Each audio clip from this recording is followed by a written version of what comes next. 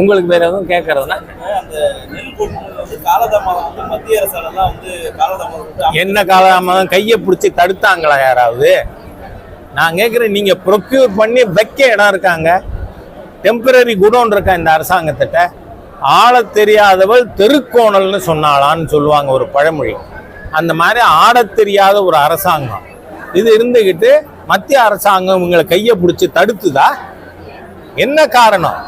ஆகவே இந்த அரசாங்கம் ஸ்டாலின்லேருந்து நான் கேட்குறேன், 1,33,000 கோடிக்கு பக்கத்து மாநிலத்தில் ஆந்திராவில் தேசிய ஜனநாயக கூட்டணி ஆட்சி இருக்கிற இடத்துல ஒரு திட்டம் வந்திருக்குல்ல, நீங்க சொல்றீங்க என்ன ஃபாக்ஸ்கான் 15,000 கோடிக்கு மூலதனம் போடுதுன்னு அந்த கம்பெனி சொல்றான்.